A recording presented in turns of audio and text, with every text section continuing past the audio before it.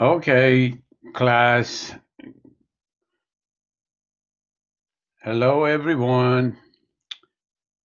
And we're going to finish this chapter, the supply part.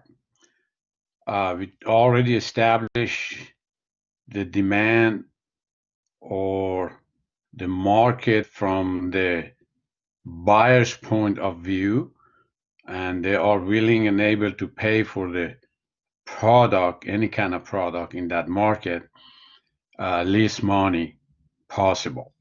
On the other side, supply is the opposite force. They want uh, willing or they're willing and able to get the product out of their hand with the highest price possible. Okay, then that's the yin yang of the market. At one point, they kind of come to equilibrium or compromise, and that price is not determined by any one of them.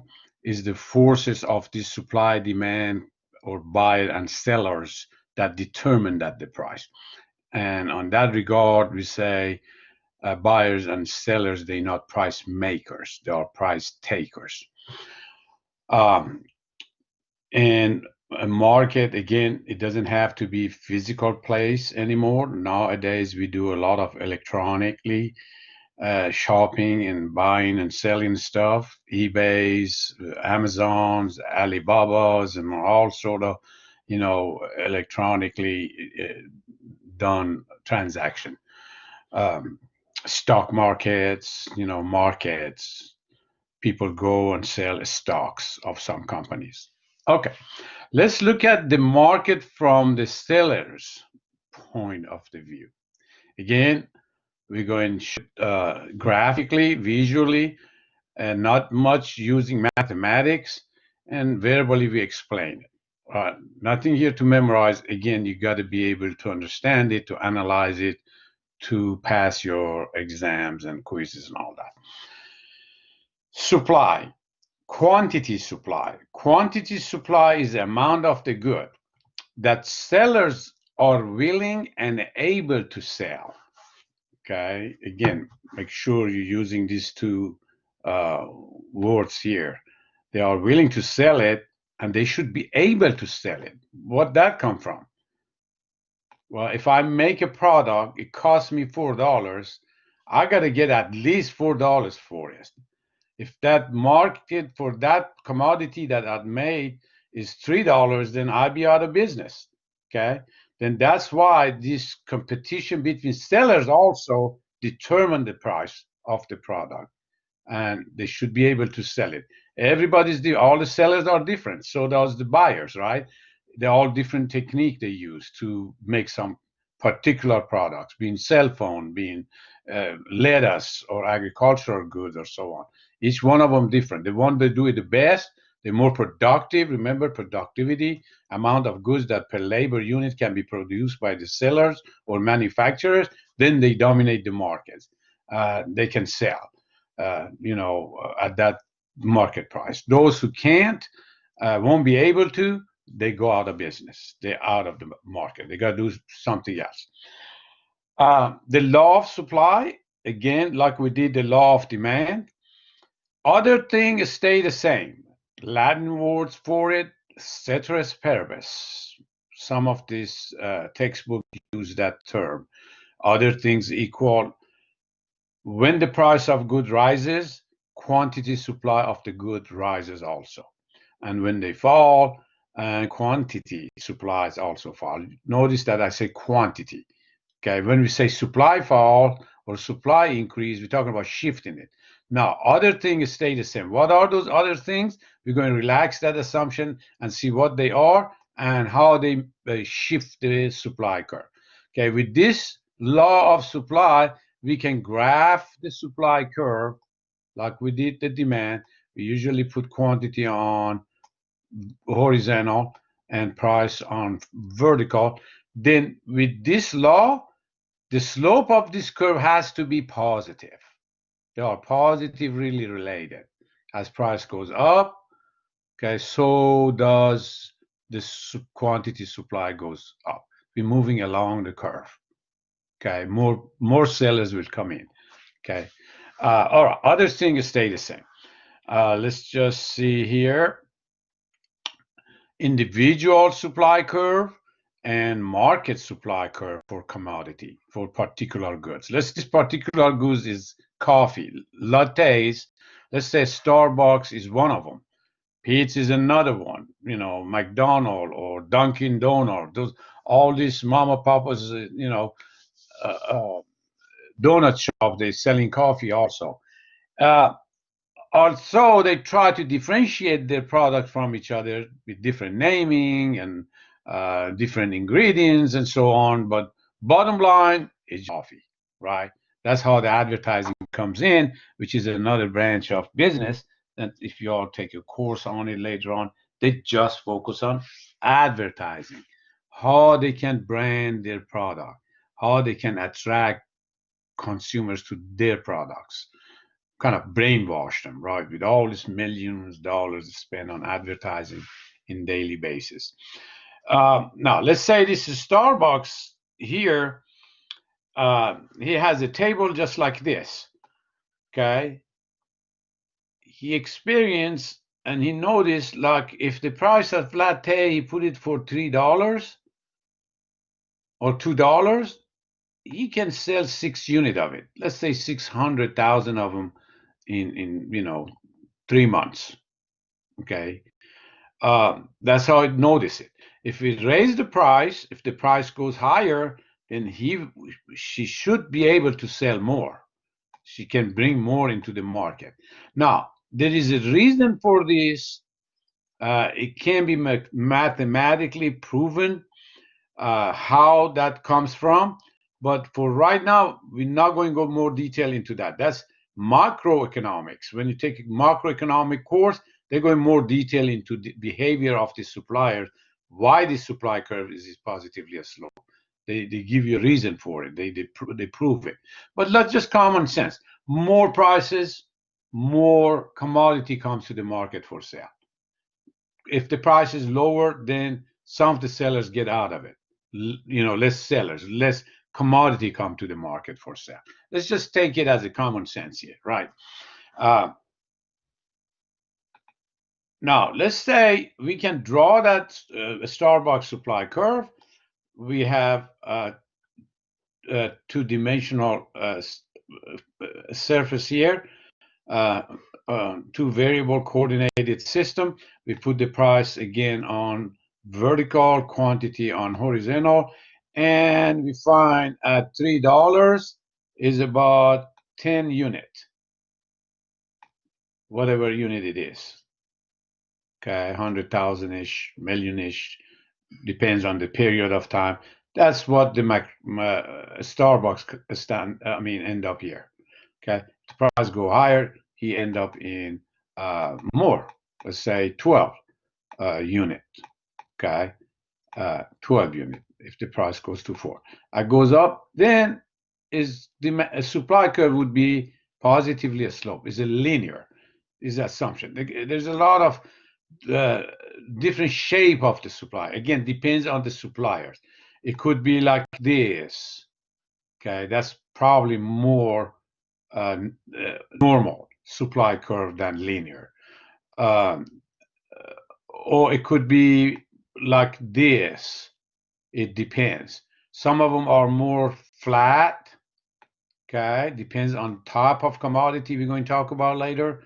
Some of them are just step. It could be like this. Okay, or it could be vertical, completely vertical. What kind of good is that? Okay, we're going to talk about all this. The market supply, just market demand, we add them up. Okay, we add all the individual supply together, like we did with demand curve, and we come up with a market demand curve, right? Let's say we introduce another supplier of the coffee, latte, Pete's coffee shop. Okay, this guy is mostly from the East Coast. Starbucks is from the West Coast, and Dunkin' Donut East Coast. They kind of coming fighting over territories, right? but you all heard of, pizza coffee shop. Let's say he's different than a Starbucks, right? At $2 price, pizza only can provide 4 unit. Starbucks can provide 6 unit. Okay. Then you add this up. Let's assume there's just two sellers here. Then we come out the market quantity of 10. Okay. Then we can draw also this supply curve with this column, okay, the total, and this column and the price. If we kind of draw it visually, we can see the supply curve still is positively sloped, which means as prices go up, more supplies come to the market, which means quantity supply of that product will increase. Okay, we're moving along the curve. Other things stay the same. We're moving along the curve. Okay, a price go lower, then less suppliers in the market. Some of them are going to leave the market. It's not profitable for them. They won't be able to sell it with that price. They have to leave, right? And that's why a common sense it says is positively slope. Again, there is mathematical proof for it that you will not in this course, but later on in macroeconomics we prove it though. Other things stay the same. Okay, now we're talking about shifting the supply curve, right? What causes this supply curve shift? The price of the product doesn't change, but some other factors change. How are we going to show it? By shifting it, right? Supply curve can shift to the right, shift to the left for some reasons, okay? For other things, stay the same. We're going to relax this assumption and we're going to figure out what other thing and what are those things that makes supply curve shift to the right or shift to the left. Okay, and we're going to use some example uh, in here. But first one is input prices. Input prices. What do we mean by input prices? Input is the material uh, uh, factors of productions like wages, materials that goes through production to make that final goods for sale. Okay, let's use the example of pizza. Let's say pizza sauce is a main ingredients to making pizza, or ice cream. Milk is the main ingredients going into making ice cream, right? Now, if the prices of pizza sauce goes up and down, the price of pizza doesn't change, what happened to the supply curve? It's going to shift left and right. It depends on the scenario. Let's just using here, let me just draw casually a supply curve of pizza. Quantity here, price on vertical. Let's just assume this is a vertical curve, positively slope, supply of pizza. All pizza places producing making pizza and selling it, let's say at $5 for medium pizza on average in weekly basis, about million pizza is sold in our metroplex, right? Okay, $5. Let's say some happen to um, tomatoes crop in Florida or California or overseas. Bad weather destroyed a lot of tomatoes. That tomato goes into making a pizza sauce, right? Pizza places normally order in regular basis. The guys come with the truck, they drop their ingredients, maybe 20 pizza can sauce every week or so. Then they know that. Okay, let's say one day they call in an order and the pizza sauce maker says, "Sorry, we don't have enough. We have bad weather, and we're just short of it, and the price is not going to be the same. I got to charge you more." Okay, the pizza places have to have it, right? Now, the price of pizza sauce, which is ingredients in making pizza, goes up, right? What happened to the supply curve of pizza? Not pizza sauce, pizza. Okay, think a few seconds. Does it shift to the left or shift to the right? Remember, one of those things we assuming was constant, now it changed. And that one of thing was input price, right? In our example is pizza sauce. It went up, okay? Now, some of the producers that making pizza, they can't operate at $5. Okay, at $5, some of them going to leave the market, okay, because the cost is higher. Okay, because the cost is higher. At each price level, they're going to be less supplier, which means the supply curve going to shift to the left. Okay, again, nothing here to memorize this.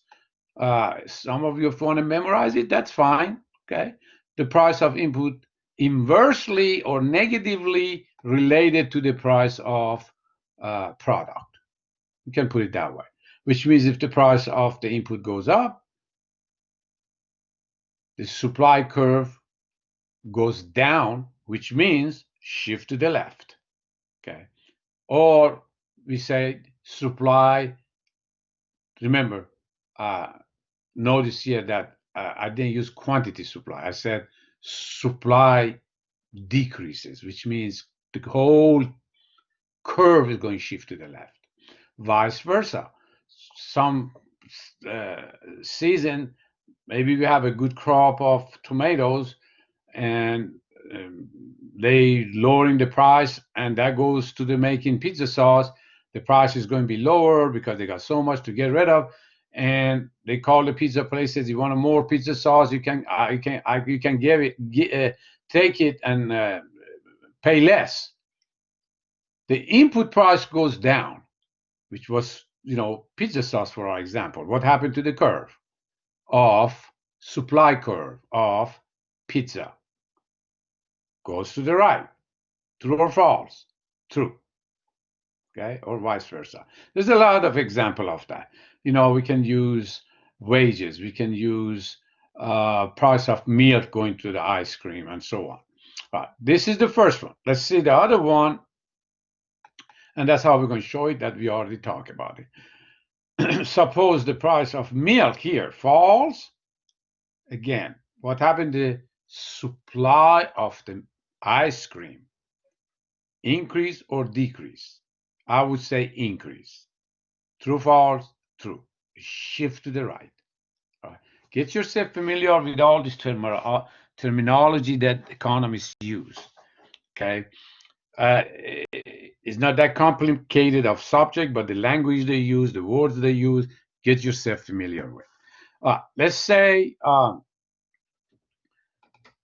another reason for other things equal is technology. Okay, technology changes, right, in regular basis. Let's say this one is for cell phone. We put the cell phone price on vertical. We put quantity on horizontal. Let's say on average, cell phone goes for let's say $100. Okay, some of them you get it free if you contract with one of those providers, right? AT&T and all that. We know the supply curve is positive. The price goes higher, more supplies come in, lower, and some of them leave the market. Let's say million of cell phone is sold and bought in the market. Okay, $100 each. I remember when cell phone came to market about decades ago, you barely see anybody with a cell phone in their hand because it was so expensive. Maybe $2,000, $3,000 each. Every once in a while, you see somebody has a phone in his hand, walking and talking, right? Now, you can't find no one without a cell phone, you know. Why? Because technology advances, they find a way to make this item so cheap that everybody can afford to get it. Okay. Then technology always progressed, advanced, right? Then it makes the curve shift to the right. Okay, the curve shift to the left. Right now, more people can buy this product at $100, or at $100. I mean, a million people used to buy it as $100. Now they can buy it at $20 here. Okay, this is again second variable that shift or increase supply or decrease the supply, which is technology, which is usually positive. It shifts the supply curve to the right because of a cost saving technology improvement. This has happened all the time. Okay, it brings the cost down by finding a way to do things better, faster, and cheaper.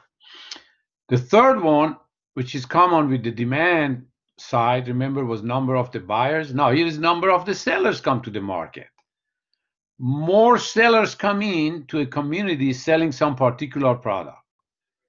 Okay, let's say a lot of Italian move to uh, Mansfield. Okay, got a good community of them. Let's say more of them come in, and they're good in making pizza, right? They're going to open up more pizza places to sell it. Okay. Then the supply curve, the price of pizza didn't change since more supply makers come into the community. It shift the supply curve to the right. It happened in shrimp industry. New Orleans, these shrimp catchers, they have a boat, they have a net, they throw it out there overnight. Then in the morning they go put it in, they catch a lot of shrimp or crawfish and so on. Now, a big population migrated to New Orleans, let's say from East Asia, like Taiwan, Vietnam, and they're all good, good in that industry. And that's easy to do. They go get a boat, they throw a net in the ocean, wait and catch shrimp and crawfish and bring it in to sell it. There's more into the market now. The number of the sellers that selling this product, shrimp or crawfish, grew quite a bit. Then all of a sudden the prices be lower or supply curve shift to the right. Okay. And the last but not least would be expectation about the future. And we already talked about that one in demand curve, the same thing here. Uh, it happened all the time, especially in oil industry. Okay, because oil, the Middle Eastern oil producing countries like Saudi Arabia, Iran, Iraq, and all that, that's all they do is, bringing oil to the market, sell it in the world market to the other countries, right? Now, let's say they normally get about $5 per barrel. I mean, $50 per barrel. Is up and down all the time because it's kind of connected to a lot of factors in the world. Political fight or war broke out or recession to the other countries that buying this oil to drive around. Just right now, this COVID hit us, and we're not traveling as much. Airplane not flying as much, people not driving as much, then we're not using oil and gas as much. Then what happened? The gas prices go down, lower, right? Now, let's say they're selling it for $20 right now per barrel. Then the news come, they said in 6 months, for some reason, the oil price is going to go up. Okay, we're not going to detail on what the reason is, but they know that. Let's assuming they expecting for 6 months the prices of oil is going to be double. That's easy to do. They're not going to sell all the oil they have. They shut down and they wait, get the higher price in future, right? Then what happened to that supply curve? They're expecting higher prices in futures. The supply curve right now, think a moment, decrease or increase for now. Expecting in near future the price of the oil is going to be higher. This supply curve decrease, which means shift to the left, or increase, shift to the right for right now. Okay, you guessed it right. It shift to the left. They pull the oil out of the market. They said, we wait, we keep it in the tanker, we put it on reserves, and we wait 6 months, we can double our money. Okay, it happened all the time in builders in housing industry. If the builders know for some reason the prices of houses going to go higher, they pull the houses out of the market. They wait until the population come in and whatever the reason it is, and they put it back in the market. If they're expecting to lower the price in future, they get the stuff from the inventory to get rid of it now. Okay, they bring the stuff to the market more and get rid of it, shifted it to the right. Okay, it's kind of inversely related, right? Again, supply curve, shift left. If we expected the oil prices in the near future is going to be higher. Okay, again, nothing here to memorize, but you got the idea, right? Now, this table, like we did it on the demand curve, the price depicted against quantity, we draw the curve like this, only depict the price against quantity. Other things stay the same. Okay. What are those other things? In this case, on supply curve is four of them: input, technology, expectation, number of the sellers. And depends what happened to them, to price of these four factors, then we can analyze and discuss what happened to the supply curve here for this particular product. All right, shift left, shift right, it just depends. That we kind of established that in last few slides. Now, let's do this active learning, okay? Pause here and do it yourself and practice it also. Remember, it is, just take this as like a face-to-face. If you were in my class, I was just doing lecture like this, live, and you all were taking notes. And we pause, we solve this problem, and so on. And just do it right now. Let's say draw a supply curve for tax return preparation software. Is a mouthful. Okay, what is that? That product, it is a service. You go to H and R Block to do your taxes. I know you're all young. You usually don't do that, but probably your parents usually do every year or every 6 months. They prepare the tax to report it to IRS. Okay. Um, some of them do it themselves. There's a software. You buy the software, $20, $30, whatever, put it on your computer. It kind of walk you through it, how to do your taxes. Then some of them, they just go, a lot of people that are rich and make a lot of money and so on, they go give it to this tax preparation uh, companies like HRN Block or like some accountant that they do that. Okay, then these two are kind of rival. Either you buy the software, let's say this supply curve I draw is for this product, for the software. Okay, is for this software. Prices of it here and quantities here. And the price of this software is about maybe $50. But maybe 20 million people buy this software, okay, to do their taxes themselves by the computer. Okay, now they have another choice. Take it to their accountant. They usually charge $300, $200. It depends how many transactions you got, file you got to do, and so on. And that costs more. Okay, now in A, let's say retailers cut the price of this software. Okay, they make so many software here available. Now instead of 50, they draw the price to 40. Okay, we want to see what happened to the supply curve of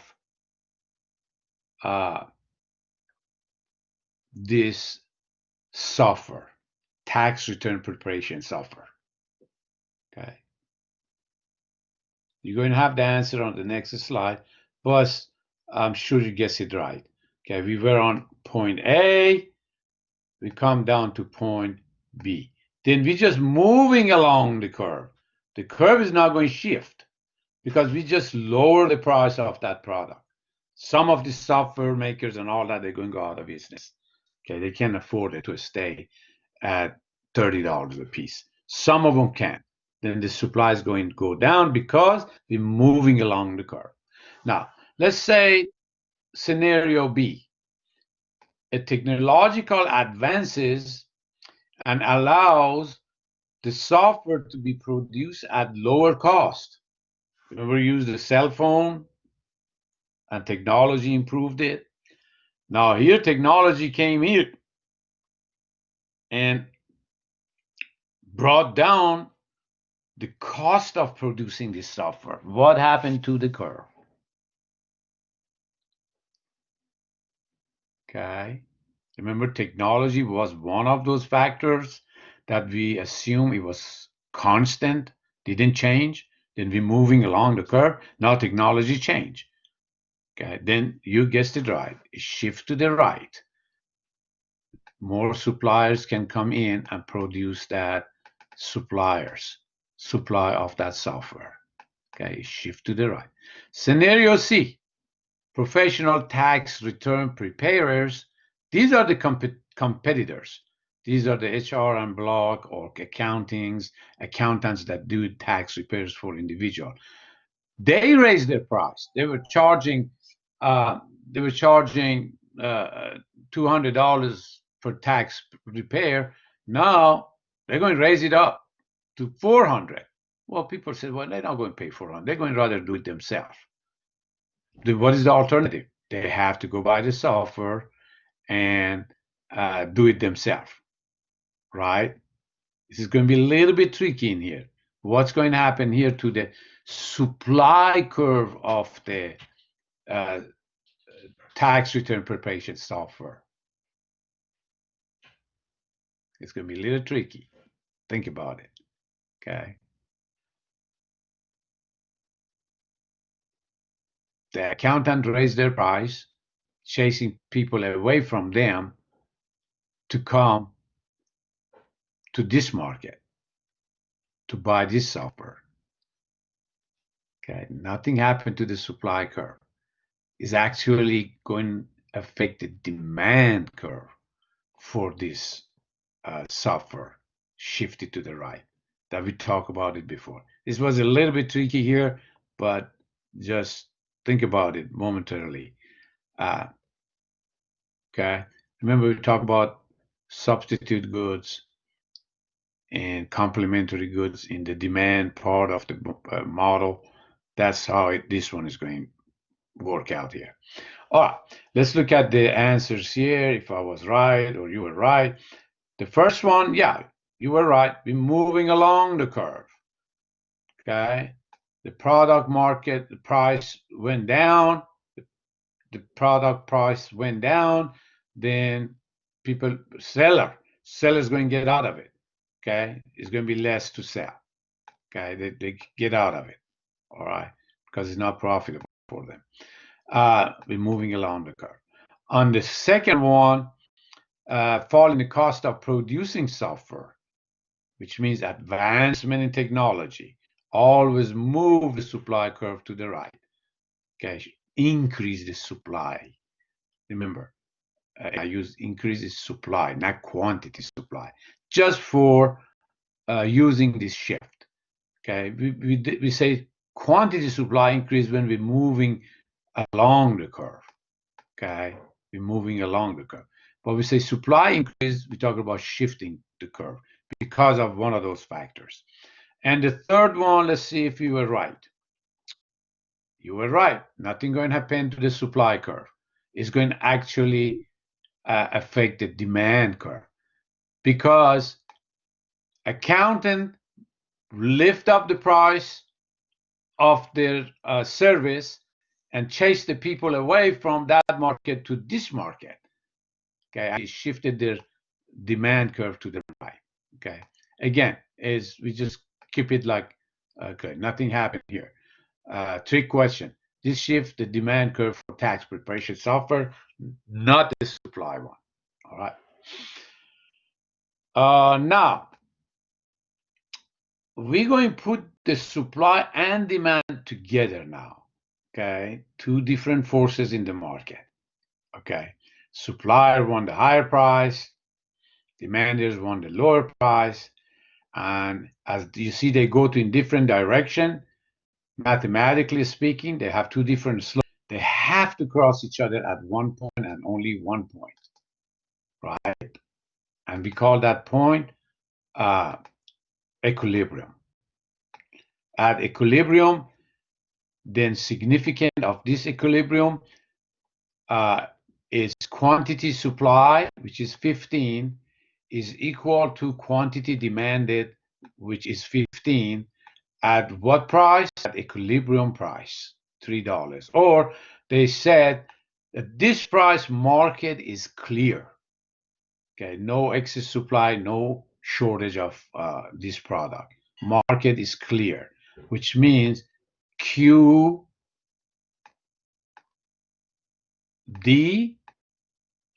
quantity demanded, okay, market demanded, quantity demanded, the whole thing is equal to QS, quantity supply, at this particular price. The market is clear. Okay, the market is clear. And some they call it, this is the efficient point. Efficient point is a market. Another one, we're going to see it later. By that, it means maximum benefit to the society is this point here. Okay, society max his benefit at this point, which is the efficient point. We're not talking about equality and so on, but market economics, classical economics, talking about this point. They said this is maximum or most efficient. Like Adam Smith brought this laissez-faire. You maybe heard it in other courses in government or so. Laissez-faire means, in French term, that let everybody do or pursue whatever they're doing, pursue their interest, and hands off of the economic activities by government, by central planner, by whatever you want to call it, name it, communist, socialist government. Then the market, by the endeavor of the individuals as the buyers and the sellers, bring us to this point. Okay, if for some reason the price get higher, like $4, what happened here?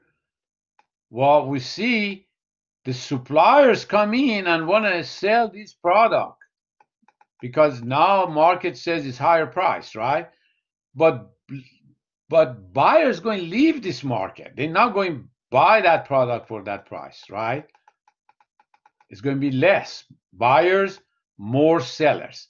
And we call this point here surplus of the market, which means there is more of that commodity that people are willing and able to buy.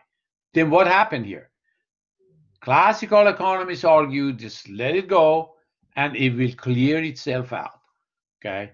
Then if the supplier end up with the stuff in their hand they can't get rid of, less buyers are in the market to buy that, they got to lower the price. They lower the price, more buyers will come in. Okay.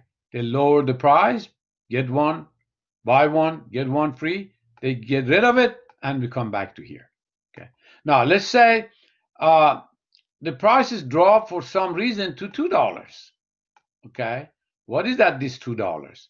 There's more people want to buy this product that they used to couldn't buy it. Now they are able to buy it because it's cheaper, right? Some of us couldn't buy it. Now, but suppliers won't be able to sell it. Some of them cannot. They have to leave the market. And what's going to happen here? It causes shortage. We call this shortage, we call that surplus. which means shortage of that commodity. Then what's happened? Demand is going to compete with each other, raise the price. Okay. I don't know if you're familiar with these auctions. The auction is just maybe there's just a few items they want to sell. They bring the item up, and 100 people sitting out there said, okay, the auctioneer started low. Says, okay, $5, $5. 20 people raise their hand. Then he says, okay, I got to raise the price. How about $6? Maybe 10 of them drop their hand. Then he says, okay, I still, got too many, but I just got this item. It's just one. Then he raised the price up, right? Until there's one hands up, and that guy can win the auction. He can buy that product.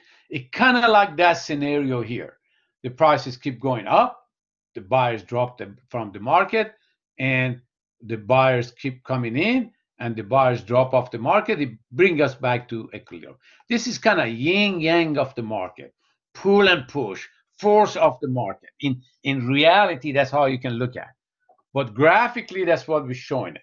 Okay, at one point and only one point, price has reached the level where quantity supply equals quantity demanded, and this price cleared the market up.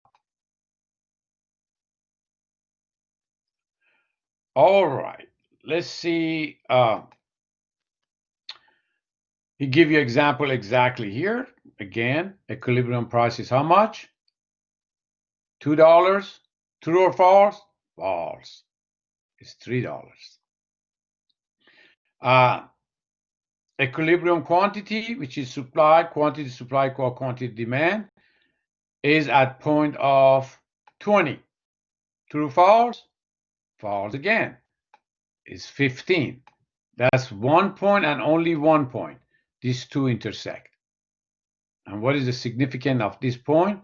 Which means at this price, quantity supply and quantity demand are equal. Okay, that's how we're going to show it mathematically. All right. Now here, what do we mean by price gouging? Okay, price gouging. Price gouging is okay. The classical economists saying, okay, government, leave your hands off of the market. Don't do anything. The market will create it itself out. Okay, but what happened?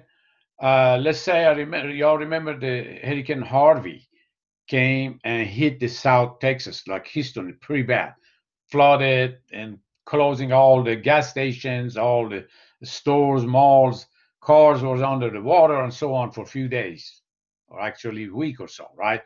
Then some of these gas stations, they raised their prices.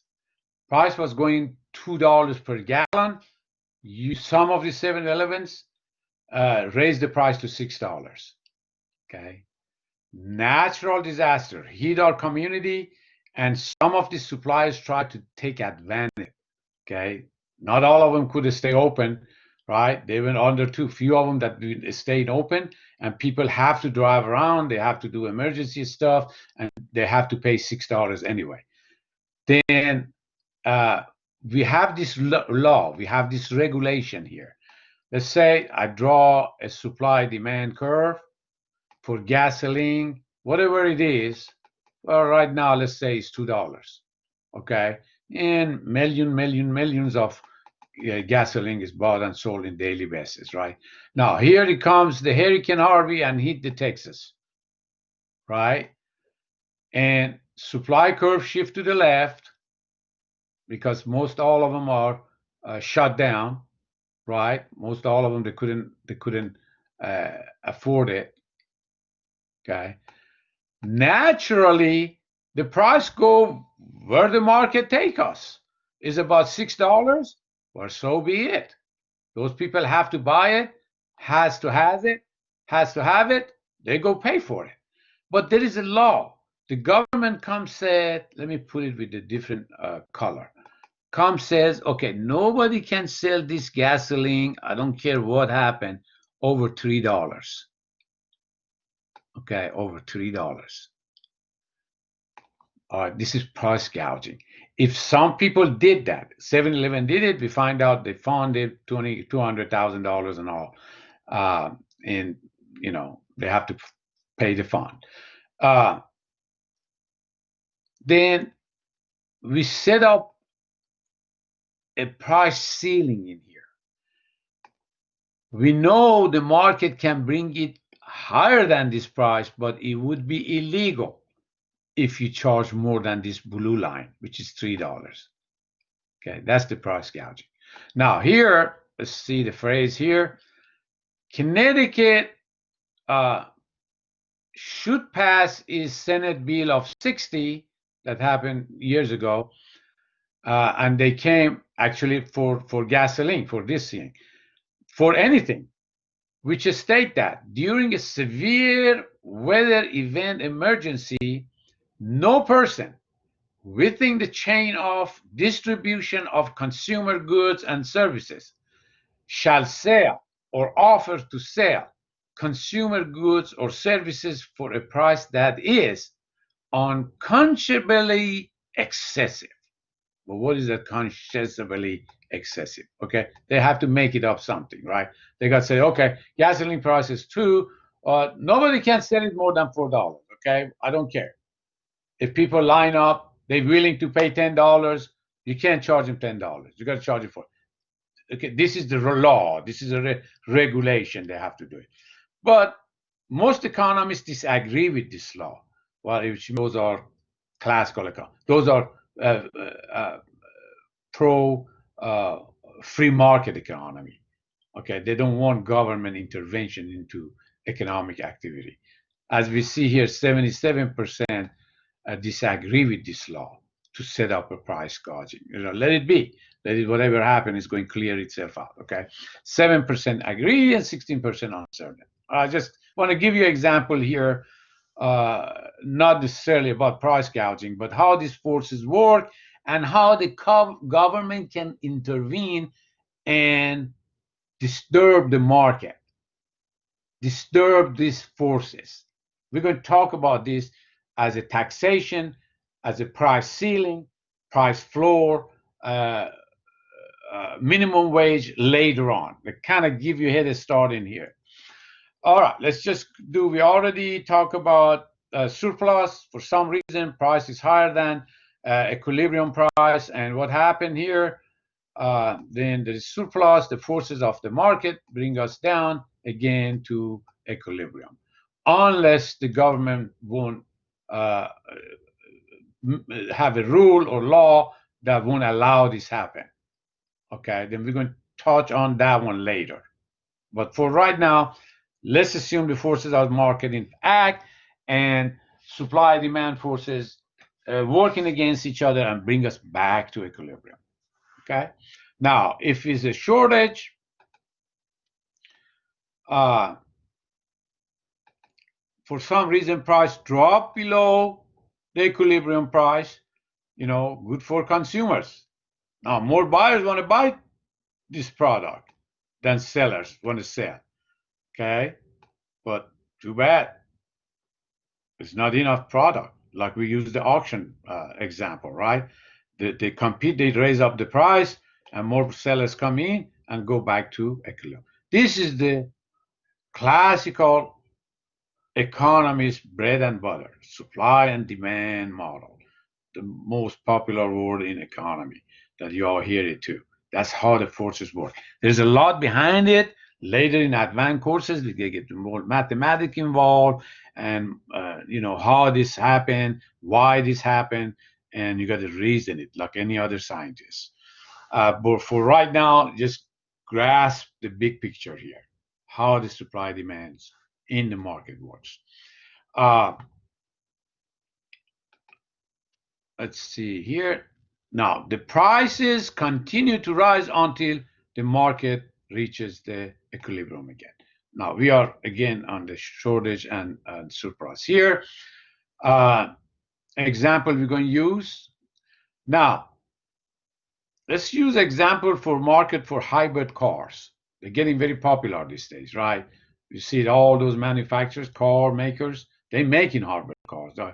Toyota is doing it, Nissan, Chevrolet, and so on. You can buy it, and what it does, you're not depend on gasoline anymore. Help pollution, and if the prices gasoline keep going up and up, then electricity getting cheaper and cheaper. Then as a consumer, you are a lot better off. Okay, that's why it's getting so popular.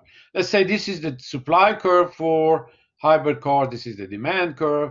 At one price, let's say P bar, P1, market is clear. About maybe 10 million people driving these cars nowadays. Q1, and market is clear. Okay. Now let's look at this scenario here. Learning uh, activity talking about the shift. Let's say talking about the shift. Scenario one, again, this is for the hybrid car market, supply and demand. Uh, the gasoline prices went up. Okay. All of a sudden, the war broke down in Middle East, and all those facilities, old facilities destroyed, and price of the oil went to the roof. It happens before. I remember when I was your age, my first car, one day I was going to school overnight. I get up, we wouldn't go, didn't watch the news, so much back in the day. And all of a sudden, the gasoline went up $4 from 60 cents. 60 cents went all the way to $4. And that was when OPEC, Organization of Petroleum Organization in Middle East, they gang out with each other. They said, let's not sell the oil less than 50 a barrel. And from, let's say, $15 per barrel, all of a sudden, overnight, they gang out with each other. We call that monopoly. Because they kind of cartel. They got together, raise the price, take it or leave it. Okay, what happened then? Okay, all of a sudden, all line. I was going to get the gas. I remember that personally. The gas line to the gas station was about 1 block, 2 blocks. Cars was standing, waiting, because the price. And some people couldn't do it. Then what consumers do? Remember, we are rational decision makers. We change our behavior, right? Then not overnight, right? Not in the short run, was because we got to get the gas because we got to go to school, we got to go to car, we got to drop the kids to school or so on. For a few weeks, we don't know what to do. We cut down on other stuff, not to buy it, pay for the extra price for the gas, right? Then, but eventually we change our behavior. We're going to switch. We're going to switch to manufacturers starting making these hybrid electronic cars, and consumers stop buying these big gas eaters, SUV and minivan and all that. Some of the students use bicycle. More people start using public transportation and all that. We change our behavior, right? Now, let's say for our model, how are we going to show this? We say price of gasoline went up. Which one is going to be affected? The demand or supply for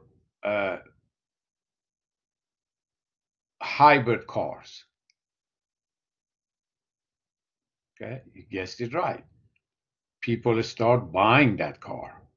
Stop buying gasoline operated cars and switch it to electronic cars. Eventually, keep moving to the right.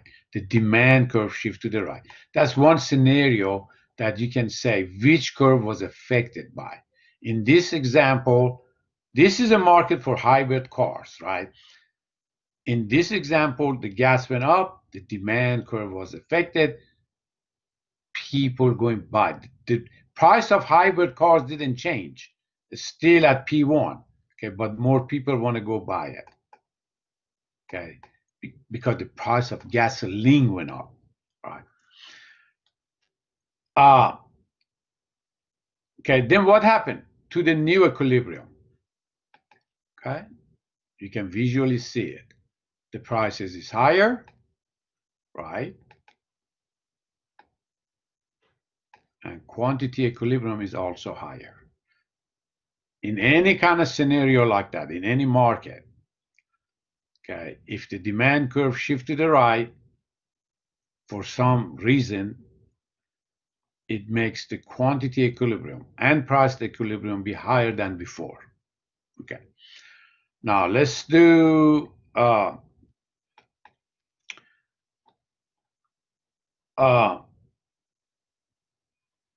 we already talked about moving along the curve, supply curve, right? And shifting the curve, right?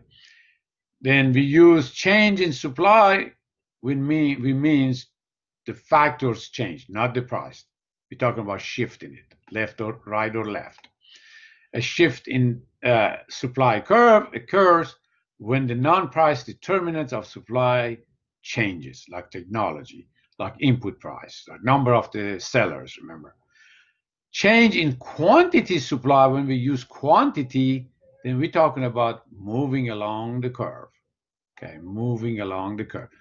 Only the price of the product change and quantity of the supply changes. Okay, let's just remember differentiate between change in supply compared to change in quantity supply. And we already talked about that too. Same thing apply for change in demand and change in quantity demand. Shifting the curve here or moving along the curve in here. Example 2. This is the market for hybrid car. Remember? Okay, market for hybrid, I put HB, hybrid cars. Okay, you got to define your market. What market we are talking about, right? Okay, hybrid cars. Okay, now the price is here, blue, P1 and Q1, right? This is equilibrium. You want to see what happened. We find some advancement in technology that to make this car cheaper. New technology reduces the cost of producing hybrid cars. What curve is affected and how? Increase or decrease? Again, this tell you the answer here. Of course, the supply curve is affected. We know if advancement on technology make the supply curve shift to the right, which means increase. When it shifts to the right, here the new equilibrium, okay, the price is going to be lower and more of these products is going to be available, sold and bought in the market. Again, we use the cell phone example, right? It was P1 and Q1. The advancement of technology allow us to bring the cost lower and shift the supply curve to the right. Now, let's look at this scenario that both curves might shift with different events. Okay, let's say we just put those two events together. Price of gasoline goes up. At the same time, technology advances the supply curve of hybrid cars or bring down the cost of making hybrid cars. Then how are we going to show this? Okay, how are we going to show this? We know from previous two slides, both curves going to shift to the right. The gasoline prices went up, people are going to buy more hybrid cars, shift the supply curve to the right. But remember, it doesn't say how much is shift. Let's say casually we just did it with this arrow. At the same time, technology advances, shift the supply curve to the right, but we still don't say but how much. Okay, we just show it with this arrow. Now we want to see what happened to new equilibrium. Okay, this is a new equilibrium here, compared with this. On this scenario, since I move the demand curve more than the supply curve. As you see, this arrow here is bigger than this arrow. The price and the quantity both is higher. Okay, both is higher. Okay, it says Q rises, but the effect of the price is ambiguous. Why it does say that? Why the price it says ambiguous? Okay. Now, how if disregard this shift? I do it with also blue. I'm going to shift this demand curve less than shift of supply curve. I'm going to shift it this much.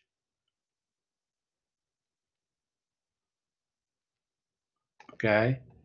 Now this is going to be new demand curve, the blue one I just draw, and this is a new supply curve like it was. But new equilibrium is going to be here. Now the price is lower on this case.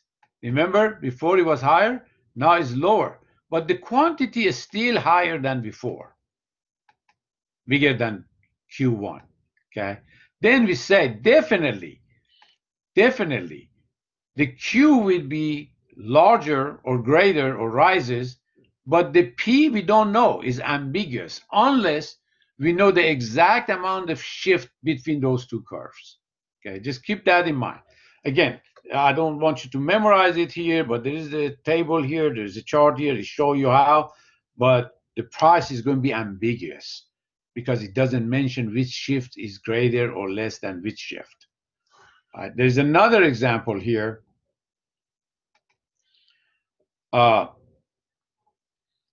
Price of gasoline rises. We just did it, I remember. But this shift of gasoline here, this arrow is less than this shift. Okay. Then what happened? We come up with this equilibrium that price is lower than before, but the quantity is definitely higher. Then we instead of saying that for both scenarios, we say price is ambiguous and quantity is uh, uh, more increased. Okay, just keep that in mind. All right, now let's go here, active learning. Okay, let's do this one as a practice. Again, you pause it, you think about it, and you know, practice it on your own. You probably get familiar with the quiz, like quiz number one. Most questions is not going to be tricky. I don't want to trick you all, give you heavy duty stuff. This is just the introduction to macroeconomics. I want you all to capture the big picture here. But for practice here, let's say, use the 3 steps method to analyze the effects of each event on the equilibrium price and quantity of music download. Remember, we did music download on demand curve. Let's just see what happened to our demand and supply curve together, right? Event one, fall in the prices of music CD. Okay. Now, first things first, what you do first, draw the supply demand curve for yourself. Okay. What product we are talking about here? Music download. This is the price of music download on vertical. This is the quantity.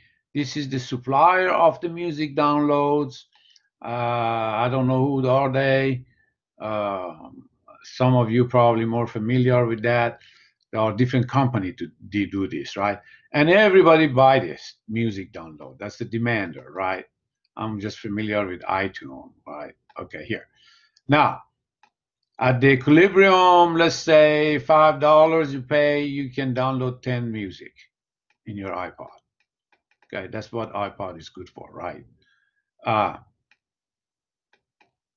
okay, now, scenario A says the price of music download uh, decreases. Okay, what happened here? Okay, decreases. We're moving along the curve. Okay.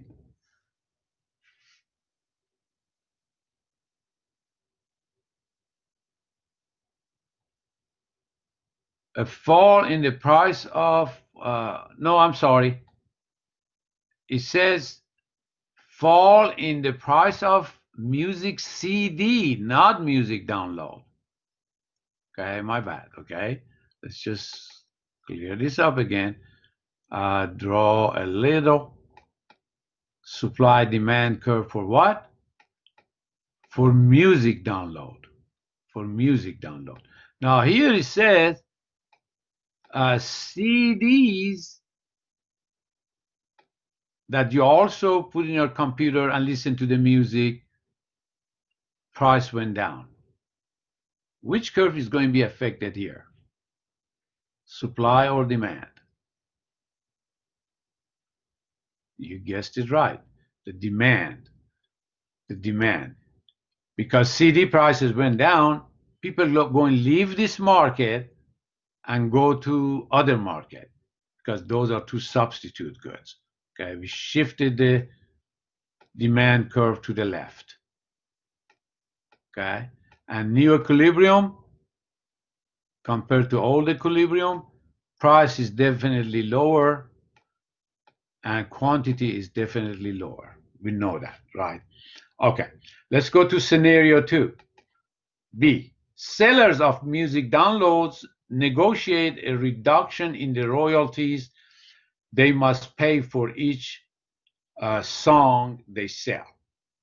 Okay, it's one of those songs they download. You download. Uh, the singer, the band usually get a royalty, get a little cut out of that, right? If they sell, make $2 for their song, for 10 of their song, they maybe go half and half, or they pay them 25 cents and they keep 75 cents or whatever. Let's assume that royalty they pay them, it goes down. Okay. They negotiate with the artist. They said, okay, we're not doing good. Why don't you charge us less? They said, okay, we charge you less. Now we're going to see what happened to this supply and demand curve for music download. Think about it a moment. Okay, again, draw your supply demand curve for this product, which is music download, right? Now, the royalty to the music download is kind of like input into production, like you're buying pizza sauce to make pizza. This is like you're paying the artist to buy their music to sell it. Okay, that's like an input. Look at it that way.